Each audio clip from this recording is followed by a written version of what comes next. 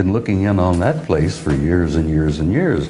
And what I found terribly amusing, not that there's that much humor in this whole damn thing, but that facility in Australia at Pine Gap apparently is an extraterrestrial R&R center.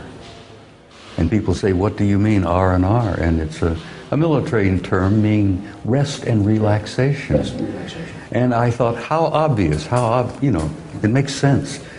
Aliens here having to deal with the human race, they need rest and relaxation.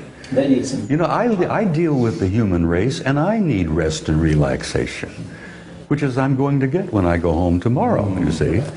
But I found it amusing, out of all of the 4 major facilities on the planet, the one in Australia is an R&R center for the guys from out there. Arthur, have you been? Or would you rather not? Would you rather fix me with a steely eye and not answer the question? Well, let's talk about something else. Well, let me say that you were nodding, so I would like to say, something just simple. Where's my notes? Oh, that may be slightly off course here. But a couple of things. One is, we're talking about secrets and stuff. A lot of stuff gets classified secret or whatever just because you've got a stamp there and you have to do something with it. You know, it's not... They've gone wild. Yeah, you just stamp everything. They've gone and mad. it gets filed away and then it has to get declassified. You know, it's just routine, stamp And every that's an day. interesting- The Navy keeps secrets from the Army. The Army keeps secrets Yes. from the Air Force. Yeah. FBI keeps secrets from And the they don't trust CIA, each other. They don't and that trust all each other. led to 9/11. Yeah.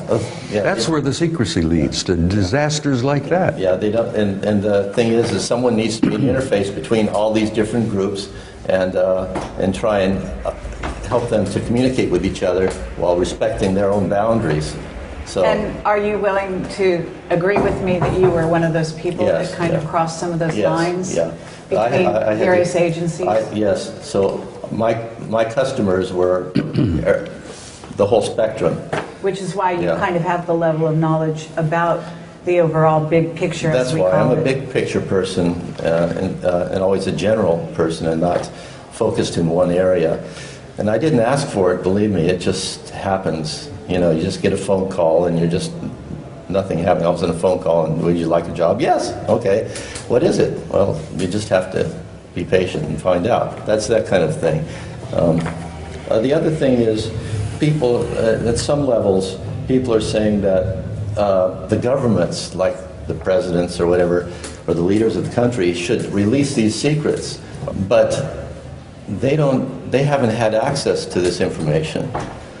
They get the tours of certain things, but it's very limited, and they get to see blinking lights or whatever, like, you know, and that's as far as it goes, as far as I've ever been aware.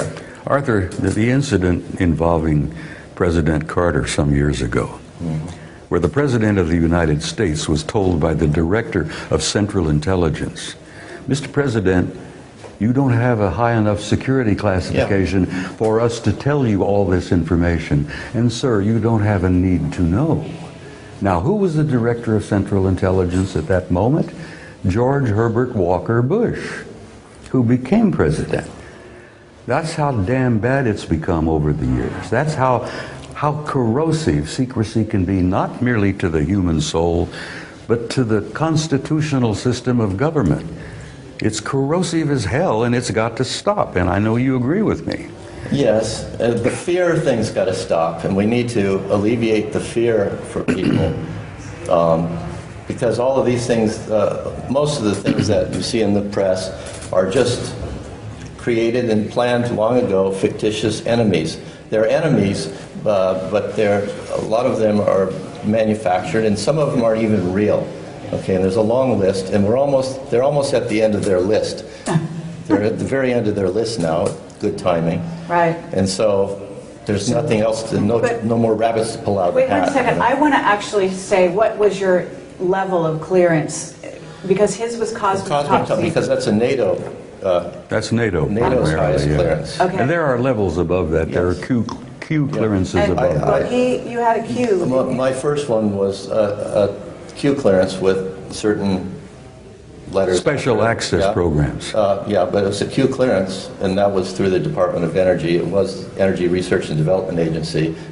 Before that was the Atomic Energy Commission. And they keep changing the name, then you have to keep reprinting the paperwork and everything.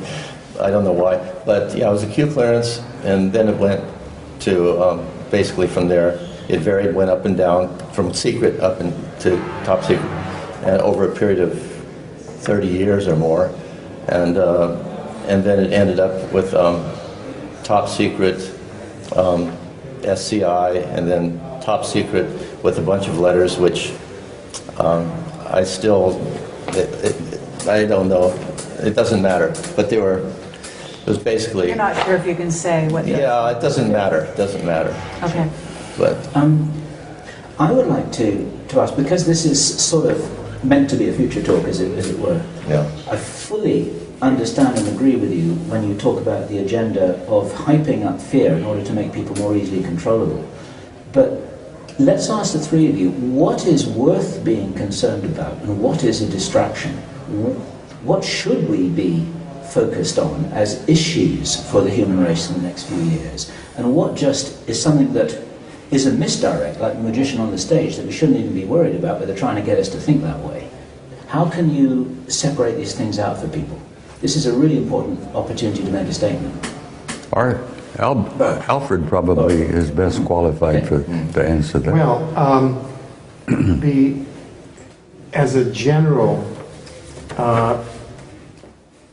answer to that, I would say that anything associated with the permanent war economy, which is an economy based on the manipulation of the dialectic of enemies, is a fundamental distraction, so that the entirety of the arms race, the entirety of the strategic balance of forces using threat of war is a distraction. So don't fall for the war rhetoric. Right. Isn't it? Right.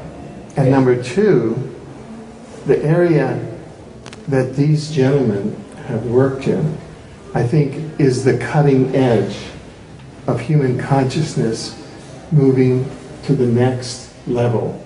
And that is... I think it's you're working in the area of human consciousness, but... Well, no, but understanding that an extraterrestrial presence is just not an abstraction, but rather it's a human race very much like our own. It's an extension of our family. Yeah, that lives under the surface of Mars, with whom our secret government now has contact.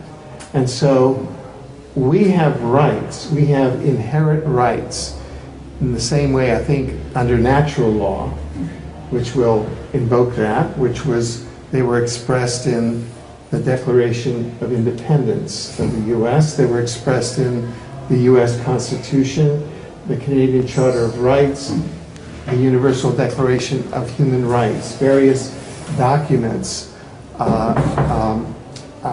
in our terrestrial human culture, and those include rights as sovereign citizens in the universe. Therefore, if our governments are now engaged in long-term, I mean, these things go back at least 20 or 30 years, and that's just from people who I talked to.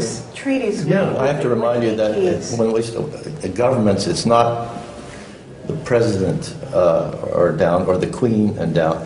It's agencies above that. Yes. So you can't blame the governments that we normally call governments. No, sure.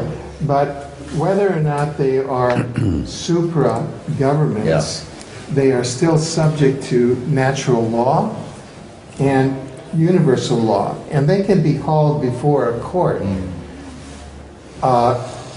empowered under natural law to stand trial for war crimes. But we don't want to go that direction. The direction that we want to go is to have that secret world become transparent and integrate with our world, for which we have an inherent right under natural law. Bob, you had your hand raised. You wanted to say something. I simply must apologize that I have